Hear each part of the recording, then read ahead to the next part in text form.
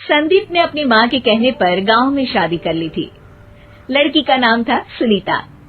माँ का कहना था एकदम मॉडर्न बहू नहीं होनी चाहिए, लेकिन उन्हें नहीं पता था कि गांव से आने वाली बहू सुंदर सुशील तो होगी और उसको गांव से बाहर भी निकाल लाएंगे, लेकिन उसके अंदर का गांव कैसे बाहर निकलेगा। शादी के कुछ दिन बाद, माँ टिफिन तो देना जरा। बेटा अब तो स्कूल नहीं ऑफिस जाता है, माँ से नहीं अपनी बीवी से टिफिन मांगा कर। ओके माँ। सुनीता टिफिन ले आओ।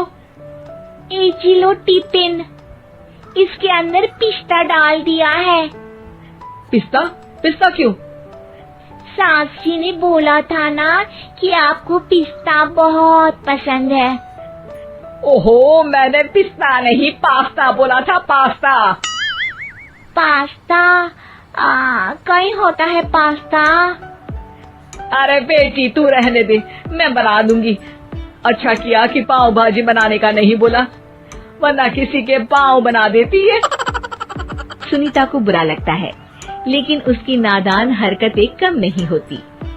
ऐसे ही एक दिन, अरे तुमने ये क्या लगाया है? अरे आप वो फूस फूस करके लगाते हैं ना, वही। डियो? कहाँ दियो? किसको दियो?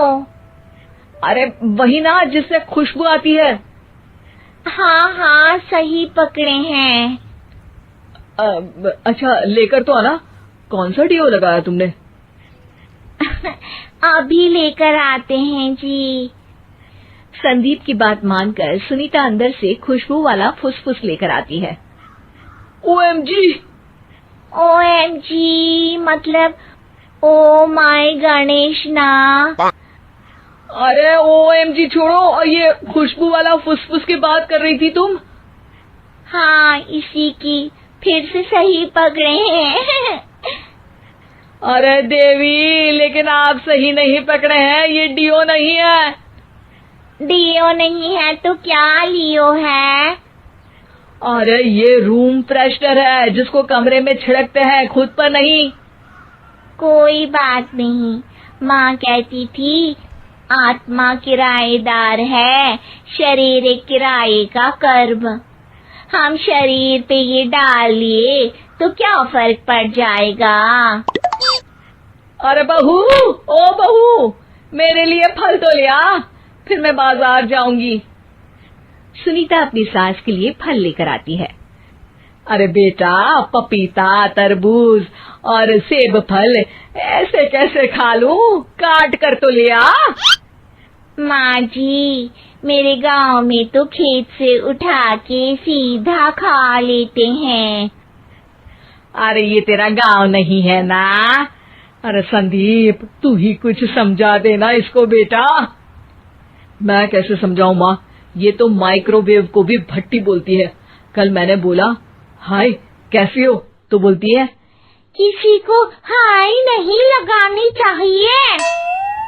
अरे सुनीता, तेरा क्या होगा? अभी तो कैसे बताऊं माँ जी, अभी हम कुछ करेंगे फिर पता चलेगा क्या होगा, लड़का या लड़की। हे भगवान, कहाँ से आ गई है? रामपुर से जी, आप ही तो लेकर आए थे मुझे। अरे मुझे माफ कर दो। पहले कोई गलती तो करिए जी, आपकी तो सारी गलती माफ कर देंगे हम। हाँ अरे बहू, मेरी बात सुन। फल यानी कि फ्रूट जब भी लाए ना तो काट कर लाना, ठीक है? जी ठीक है माँ जी, फल यानी फ्रूट यानी काट के लाऊंगी। सुनीता रोज ही कोई ऐसी हरकत कर देती जिसकी वजह से उसे घर में दो बातें सुननी पड़ती। एक दिन, माँ मेरे बॉस घर पर आने वाले हैं शाम को, उनका बर्थडे है, फैमिली साथ नहीं रहती उनके, तो यही पार्टी कर लेंगे। उनको अच्छा लगा तो शायद मेरा प्रमोशन भी हो जाएगा। मैं ना फ्रूट केक लाकर फ्रिज में रख दूंगी और तेरे साथ आज खाना मैं बनाऊंगी ताकि जब साहब आए तो खाने में कोई गड़बड़ ना हो। शाम को जब सारी तैयारियां हो जाती है, संदीप के साथ बड़े साहब भी घर आते हैं। फ्रूट केक तो ले आना बहू, फिर खाना खाएंगे। अरे इस सब की क्या जरूरत थी, आपने बुलाया वही काफी है। सर, आपका परिवार शहर में नहीं है तो हम ही आपके परिवार जैसे हैं सर। इतने में ही सुनीता फ्रूट केक लेकर आती है और बड़े साहब की टेबल पर रख देती है और जैसे ही केक के ऊपर का बॉक्स हटाती है, ओह, ये क्या है? केक तो कटा हुआ है, मैं तो ऐसा नहीं लाई थी। आप मुझे शाबाशी दे सकती है माँ जी, मैंने ही केक काट दिया। आपने कहा था ना, फल यानी फ्रूट यानी हमेशा काट के लाना, तो फ्रूट केक भी तो फ्रूट ही है ना, तो मैंने पहले ही काट लिया। हूँ ना मैं समझदार। अरे बहू, ये क्या किया? केक हमेशा वही काटता है जिसका जन्मदिन होता है। तुझे एक बात भी समझ नहीं आती, एक नंबर की बेवकूफ है। पूरा माहौल बिगड़ चुका था। संदीप को लगने लगा था कि साहब उसे प्रमोशन तो दूर की बात है, कहीं डिमोशन ना दे दे, लेकिन साहब बीच में ही बोल पड़ते हैं। अरे कोई बात नहीं, ये इनकी बेवकूफी नहीं है, इनका भोलापन है। बेटा आप कहाँ से हो? रामपुर गांव से। अरे वाह, गांव से? फिर तो आपके गांव में ताजे फल और सब्जियां मिलते होंगे।